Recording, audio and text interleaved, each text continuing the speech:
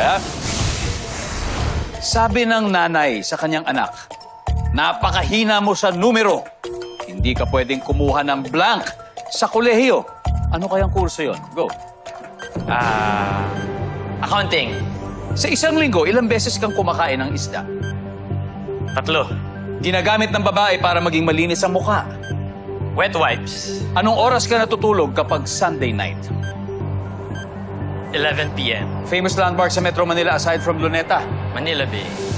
Let's go, Charlie! Sabi ng nanay sa kanyang anak, napakahina mo sa numero, hindi ka pwedeng kumuha ng accounting sa kolehiyo. Sabi ng survey dyan ay, yon. Diba? Sa isang linggo, ilang beses kang kumakain ng isda? Sabi mo 3, ang sabi ng survey. Suwakatak! Ginagamit ng babae para maglinis ng muka, wet wipes. Sabi ng survey. Oh! Ano oras ka natutulog kapag Sunday night? 11 p.m. Ang sabi ng survey. Famous landmark sa Metro Manila aside from Luneta, sabi mo Manila Bay. Ang sabi ng survey. 89. Very good start, Charlie. Very good start. Balik na tayo. Let's welcome back Dean. Dean, good luck, good luck, good luck. All right. Eto na.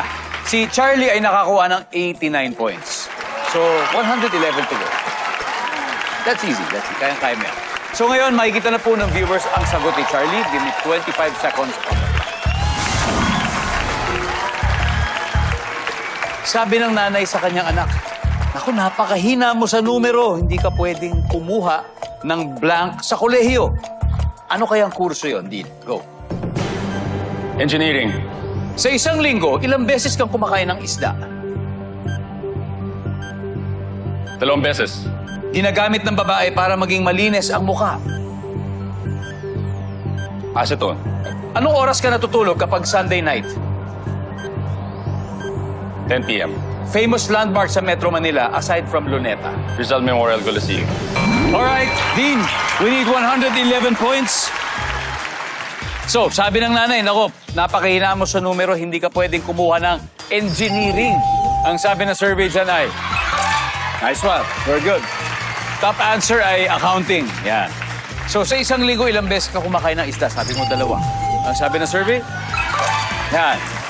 Ang top answer ay 3. Sabi ni Charlie. Ginagamit ng babae para maging malinis ang mukha. Sabi mo ay acetone. Sunog yun, sunog. Ang sabi ng survey ay, wala. Ang top answer, simple lang, sabon. Sabon lang, sabon. Anong oras ka natutulog kapag Sunday night? Sabi mo ay 10 p.m. Ang sabi ng survey?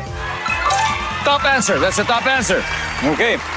Isa na lang. Famous landmark sa Metro Manila aside from Luneta, Rizal Coliseum. We still need 44. Ang sabi ng survey sa Rizal Coliseum ay... Oy, wala. Intramuros ang top answer. But anyway, Dean, congratulations. Thank you. Nanalo pa rin kayo ng 100,000 pesos.